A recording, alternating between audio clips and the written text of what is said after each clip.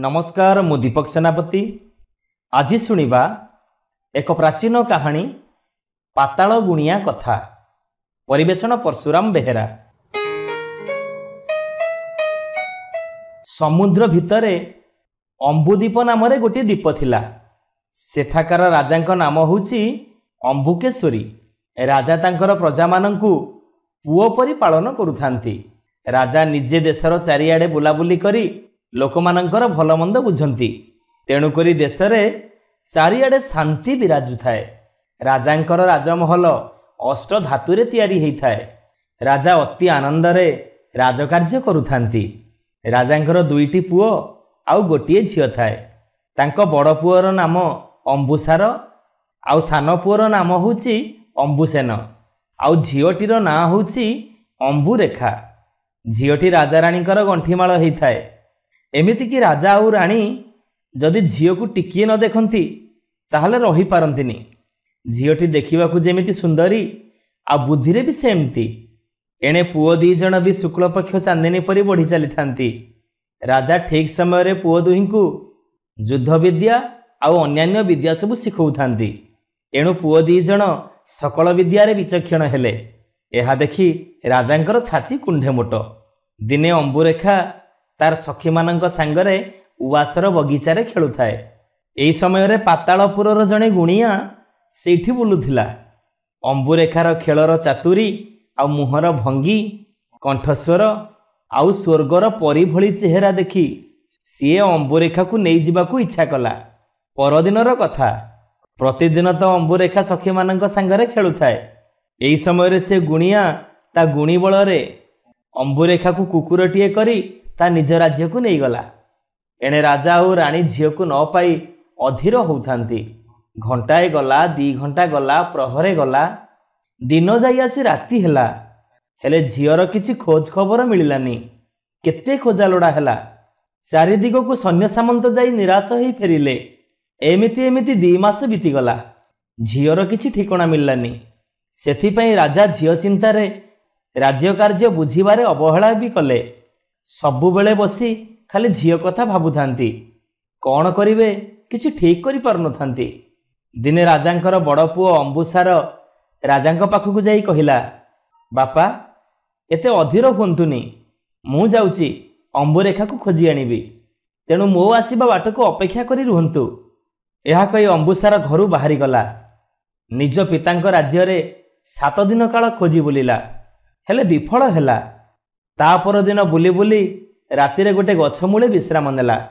से गछरे 2टी सुआ सारी बास करुथांती। सुआ कहिला सारी को, सारी देखुचु ये जो युवकटी गछ मूले सोईची से निजर भौणी को खोजिबा पई बहुत कष्ट सहिलाणी। जदि सी ए राज्यर दक्षिण को जानता ताहले ता कार्य सफल हुंता। सारी कहिला, एकथा सी केमिति जानिबो? तमे टिके ताकू उठेकी कहि दियंतनी। सुआ सारी 2 जण एमिति कथाबार्ता होथिबा बेले राजा पुओ सबु शुणी पारिला। सकाळ हेला। राजा पुओ उठी दक्षिण को अग्रसर हेला। जाउ जाउ गोटे राज्य रे पहुंचिला। सेठाकार लोकमानंकर देह देखिबाकू भारी कदर्ज्य। मुंडटा मान बड़ बड़, नाकटी मान चाखंडे आ गंडीटी मान भी ताଳ गछ परी डेंगा डेंगा। ए मानंकू जिए देखिबो भी सी डरी जीवो। किंतु अंबुसार निर्भय रे जाई सेठी पहुंचिला। एई समय रे से जने बाबाजी को देखिला। से तांको पाखकु जाई साष्टांग प्रणिपात कला। आ बाबाजी पचारिबारु सबु कथा मूलरु शेष पर्यंत कहिगला। बाबाजी कहिले, तम भौणी को जने गुणिया नहीं जाईची। ता घर होउची पातालपुर रे। जदि तमे सेठी जाई परिबो ताहले जाओ। अंबुसार कहिला, हां मु निश्चय जीवी। हेले सेठी जिबाकू मते बाट बतेई दियो।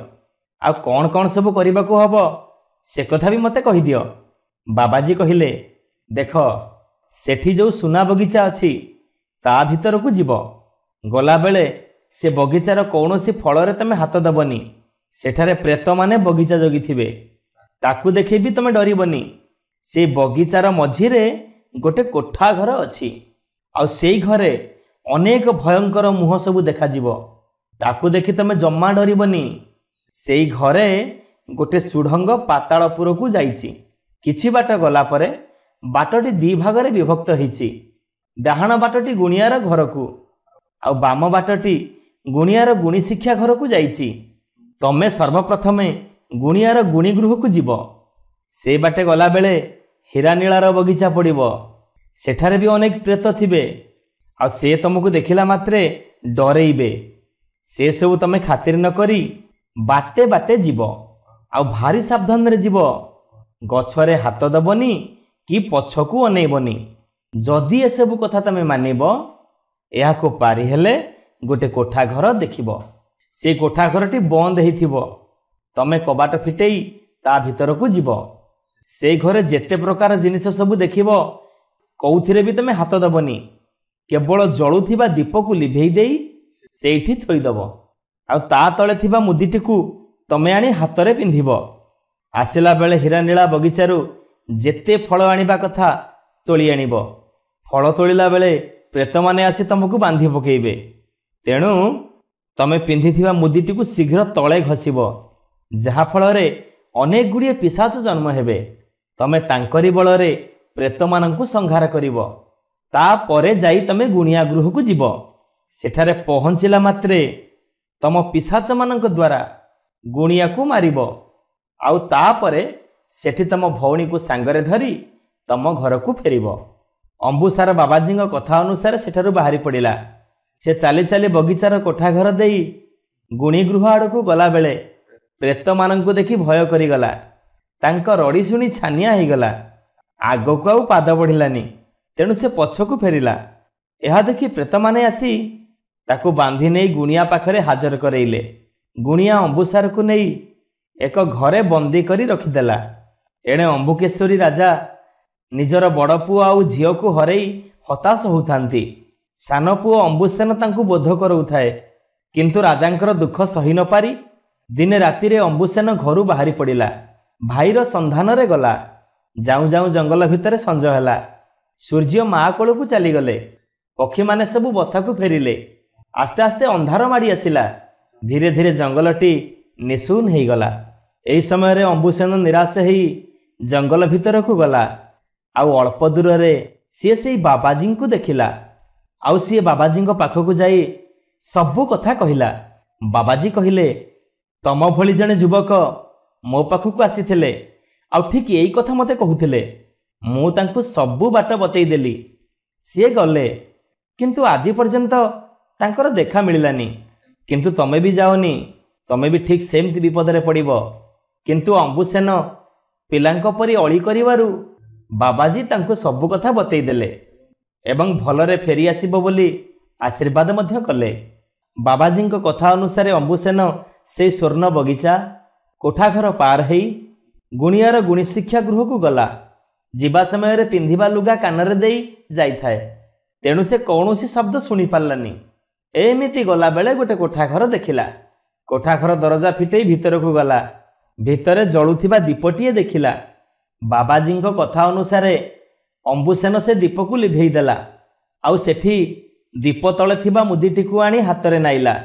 ବାଟରେ ଆସିଲା ବେଳେ ହୀରାନୀଳା ବଗିଚାରୁ ଅନେକ ଫଳ ତୋଳିଲା। ଏହି ସମୟରେ ପ୍ରେତମାନେ ସବୁ ଧାଇଁ ଆସିଲେ। ଅମ୍ବୁସେନ ସେ ମୁଦିଟିକୁ ତଳେ ଘଷି ପିଶାଚମାନଙ୍କ ବଳରେ ପ୍ରେତମାନଙ୍କୁ ବିନାଶ କଲା। ତାପରେ ଗୁଣିଆ ନିକଟକୁ ଗଲା। ସେଠାରେ ପହଞ୍ଚି ପୂର୍ବପରି ମୁଦିଟିକୁ ତଳେ ଘଷିବାରୁ ଆହୁରି ପିଶାଚ ସବୁ ଜନ୍ମ ନେଲେ। ସେମାନେ ସାଙ୍ଗେ ସାଙ୍ଗେ ଗୁଣିଆକୁ ଆକ୍ରମଣ କଲେ। ପିଶାଚମାନଙ୍କ ଆକ୍ରମଣରେ ଗୁଣିଆ ପ୍ରାଣ ହରେଇଲା। ତାପରେ ଅମ୍ବୁସେନ ତା ଭାଇ ଆଉ ଭଉଣୀକୁ ବନ୍ଦୀ ଘରୁ ଉଦ୍ଧାର କରି ନିଜ ରାଜ୍ୟକୁ ଫେରି ଆସିଲା। ରାଜାରାଣୀ ନିଜର ପିଲାମାନଙ୍କୁ ପାଇ ଅତି ଆନନ୍ଦ ହେଲେ ଆଉ ତାପରେ ଗୁଣିଆର ପାତାଳପୁରକୁ ମଧ୍ୟ ହସ୍ତଗତ କଲେ ଆଉ ସେଠାରେ ମଧ୍ୟ ନିଜର ନଅର ତୋଳେଇ ପୁଅ ଝିଅଙ୍କୁ ନେଇ ରାଜାରାଣୀ ସୁଖରେ ରହିଲେ।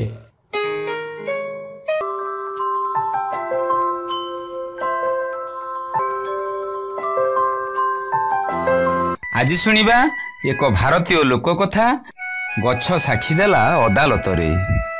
ପରିବେଷଣ ପରଶୁରାମ ବେହେରା। କଥନ ପ୍ରଦୀପ ମଲ୍ଲିକ। ଗଛ ସାକ୍ଷୀ ଦେଲା ଅଦାଲତରେ। ବହୁତ ଦିନ ତଳର କଥା। ଗୋଟିଏ ଗାଁରେ ରହୁଥିଲେ ଦୁଇ ସାଙ୍ଗ। ଜଣଙ୍କର ନାଁ ସାଧୁ ଓ ଅନ୍ୟ ଜଣଙ୍କ ନାଁ ଯଦୁ। ସାଧୁ ଥିଲା ଖୁବ୍ ସରଳ, ପରୋପକାରୀ ଓ ପରିଶ୍ରମୀ। ଗାଁର କାହାରି ଅସୁବିଧା ବା ବିପଦ ଆପଦକୁ ସାଧୁ ଆଗଭର ହୋଇ ବାହାରି ଆସେ। ଆବଶ୍ୟକ ପଡ଼ିଲେ ଟଙ୍କା ପଇସା ବି ସାହାଯ୍ୟ କରେ। ମାତ୍ର ଯଦୁ ଥିଲା ତାର ଠିକ୍ ଓଲଟା। ସେ କାହାରି ଭଲ ମନ୍ଦରେ ଠିଆ ହୁଏ ନା। ତା ଛଡ଼ା ଅନ୍ୟକୁ ଠକି କେମିତି ରୋଜଗାର କରିବ, ସବୁବେଳେ ତାର ସେଇ ଚିନ୍ତା। ଏମିତି ଦିନେ ସାଧୁ କିଛି ପଇସା ପତ୍ର ଧରି ଦୂର ଗାଁ ହାଟକୁ ଯାଉଥାଏ। ବାଟରେ ଗୋଟିଏ ଛୋଟ ବଣ ପଡ଼େ। ସେଇଠି ଗୋଟିଏ ଓସ୍ତ ଗଛ ମୂଳରେ ସେ ଟିକିଏ ବିଶ୍ରାମ ନେବାକୁ ବସି ପଡ଼ିଲା। ଠିକ୍ ଏତିକି ବେଳେ ସେଠାରେ ଆସି ଯଦୁ ପହଞ୍ଚି ସାଧୁକୁ କହିଲା, ସାଧୁ, ମୋ ଭଉଣୀ ବାହାଘର ଆସନ୍ତା ମାସରେ, ମୋତେ ଟିକେ ସାହାଯ୍ୟ କର। 1000 ଟଙ୍କା ମୋତେ ଉଧାର ଦେ। ବାହାଘର କାମ ସାରି 2 ମାସ ଭିତରେ ତୋ ଟଙ୍କା ଫେରେଇ ଦେବି। ଏକଥା ଶୁଣି ସାଧୁ ଯଦୁକୁ ସେଇଠି ଟଙ୍କା ଦେଇ ଘରକୁ ଫେରି ଆସିଲା। ଏହାପରେ ଯଦୁର ଭଉଣୀ ବାହାଘର ସରିଲା। 2 ମାସ, 4 ମାସ, ଏମିତିକି ବର୍ଷେ ବିତିଗଲା। ମାତ୍ର ଯଦୁ ଟଙ୍କା ଫେରାଇବାର ନାଁ ଧରିଲା ନାହିଁ। ଦିନେ ସାଧୁ ଯାଇ ଯଦୁ ଘରେ ପହଞ୍ଚି ଯଦୁକୁ କହିଲା, ଆରେ ଯଦୁ, 2 ମାସ ଭିତରେ ଟଙ୍କା ଫେରାଇବାକୁ କଥା କରିଥିଲୁ। ଏ ଭିତରେ ବର୍ଷେ ହୋଇଗଲା। ଏବେ ମୋର ନିହାତି ଟଙ୍କା ଦରକାର, ମୋତେ ଟଙ୍କା ଦେ। ମାତ୍ର କିଛି ନ ଜାଣିଲା ପରି ଯଦୁ କହିଲା, କି ଟଙ୍କା? ମୁଁ ତ ତୋଠୁ କେବେ ବି ଟଙ୍କା ଧାର ଆଣିନି। ଅଯଥାରେ ଆସି କାହିଁକି ମୋ ଉପରେ ଜୁଲମ କରୁଛୁ? ଯା, ତୋ ଘରକୁ ଯା। ଏକଥା ଶୁଣି ସାଧୁ ଦୁଃଖ ଆଉ ହତାଶରେ ଘରକୁ ଫେରିଲା। ତାପରେ ସେ ଯାଇ ଅଦାଲତରେ ପହଞ୍ଚି ନ୍ୟାୟ ପାଇଁ ଆବେଦନ କଲା। ସାଧୁର ଅଭିଯୋଗ ଅନୁସାରେ ଅଦାଲତ ବିଚାରପତି ଦୁହିଁଙ୍କୁ କୋର୍ଟକୁ ଡକାଇ ଯଦୁକୁ ଟଙ୍କା କଥା ପଚାରିବାରୁ ସେ ରୋକଠୋକ୍ ମନା କରିଦେଲା। ବିଚାରପତି ସାଧୁକୁ ପଚାରିଲେ, ତୁମେ କାହିଁକି ତାଙ୍କୁ ଟଙ୍କା ଦେଇଥିଲ ଓ କେବେ? ସାଧୁ କହିଲା, ବର୍ଷକ ତଳେ ଯଦୁ ତା ଭଉଣୀ ବାହାଘର ପାଇଁ ମୋ ଠାରୁ ଟଙ୍କା ନେଇଥିଲା।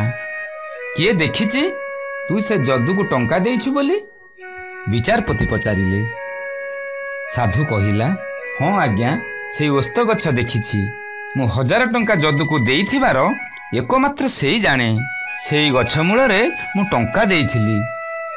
ଏକଥା ଶୁଣି ବିଚାରପତି କହିଲେ, ହଉ ଠିକ୍ ଅଛି, ତୁ ଯାଇ ସେଇ ଓସ୍ତ ଗଛକୁ ଅଦାଲତକୁ ଡାକି ଆଣ। ସେ ନିଶ୍ଚୟ ସତ କଥା କହିବ। ଏ କଥା ଶୁଣି ସାଧୁ ଆଶ୍ଚର୍ଯ୍ୟ ହୋଇ କହିଲା, ଆଜ୍ଞା,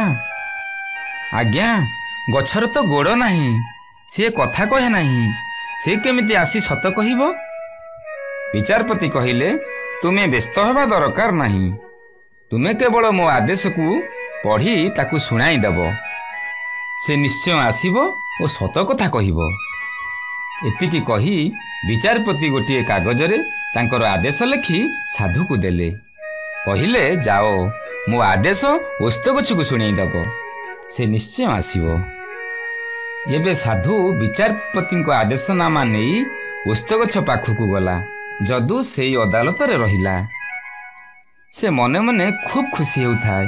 ସତରେ ଓସ୍ତ ଗଛ ଆସିବ ନା ସାଧୁ ପାଇଁ ସାକ୍ଷୀ ଦେବ? ଏ ଭିତରେ ଘଣ୍ଟାଏ ଗଡ଼ିଗଲା, ମାତ୍ର ସାଧୁ ଫେରିଲା ନାହିଁ। ଏଥର ବିଚାରପତି ଯଦୁକୁ କହିଲେ, ସାଧୁ ଏପର୍ଯ୍ୟନ୍ତ ଓସ୍ତ ଗଛକୁ ନେଇ ଆସିପାରିଲା ନାହିଁ। ମୁଁ ଭାବୁଛି ଗଛଟା ବୋଧେ ବହୁତ ଦୂରରେ। ଯଦୁ ସଙ୍ଗେ ସଙ୍ଗେ କହିଲା, ହଁ ଆଜ୍ଞା, ପ୍ରାୟ 3 କିଲୋମିଟର ହେବ। ସାଧୁ ଆସି ପହଞ୍ଚିବାକୁ ହୁଏତ ଆଉ ଘଣ୍ଟାଏ ଲାଗିପାରେ। ବିଚାରପତି କହିଲେ, ହଉ ତେବେ ଆମେ ଆଉ ଘଣ୍ଟାଏ ଅପେକ୍ଷା କରିବା। ପ୍ରାୟ ଘଣ୍ଟାକ ପରେ ସାଧୁ ଫେରିଲା ଏକା ଏକା। ବିଚାରପତିଙ୍କ ନିକଟରେ ଜଣାଇଲା, ଆଜ୍ଞା, ମୁଁ ଓସ୍ତ ଗଛକୁ ଆପଣଙ୍କ ଆଦେଶ ବାରମ୍ବାର ଶୁଣାଇଲି, ମାତ୍ର ସେ ତା ସ୍ଥାନରୁ ଟିକିଏ ବି ଘୁଞ୍ଚିଲାନି। ଏଣୁ ବାଧ୍ୟ ହୋଇ ଫେରି ଆସିଲି। ଏଥର ବିଚାରପତି ଅଳ୍ପ ହସି କହିଲେ, ହଁ ସାଧୁ, ତୁମେ ସେଠାକୁ ଯିବା ପରେ ଓସ୍ତ ଗଛ ଆସି ମୋତେ ସତ କଥା କହିଦେଇ ଯାଇଛି। ମୁଁ ଏ ଘଟଣାର ସତ୍ୟତା ଜାଣିପାରୁଛି। ଯଦୁ ଯେହେତୁ ସେଇ ଓସ୍ତ ଗଛଟିର ଦୂରତା କହିପାରେ, ତେଣୁ ସେଇ ଗଛଟିକୁ ସେ ଭଲ ଭାବରେ ଜାଣେ, କାରଣ ସେଇ ଗଛ ମୂଳରେ ସେ ଟଙ୍କା ନେଇଛି। ଏକଥା ଠିକ୍ ନା ଭୁଲ? ବିଚାରପତି ଯଦୁକୁ ପଚାରିଲେ। ଯଦୁ ଲାଜ ଓ ଅପମାନରେ ଜଳି ତଳକୁ ମୁହଁ କରି ଚୁପ୍ ହୋଇ ଠିଆ ହୋଇଥାଏ। ବିଚାରପତି ଶୁଣାଇ ଦେଲେ, ତୁରନ୍ତ ସାଧୁର 1000 ଟଙ୍କା ସହିତ ଅଦାଲତ ଜୋରିମାନା 1000, ମୋଟ 2000 ଟଙ୍କା ଦାଖଲ ନ କଲେ ଜେଲ ଦଣ୍ଡ ଭୋଗିବାକୁ ପଡ଼ିବ। ଯଦୁ କାନମୁଣ୍ଡ ଆଉଁସି ସମସ୍ତ ଟଙ୍କା ଆଣି ପୈଠ କଲା ଓ ହାତାହାତି ବୁଦ୍ଧି ଶିଖିଲା। ସେଇ ଦିନଠୁ ସେ ଭଲ ମଣିଷଟିଏ ହେବାକୁ ଚେଷ୍ଟା କଲା।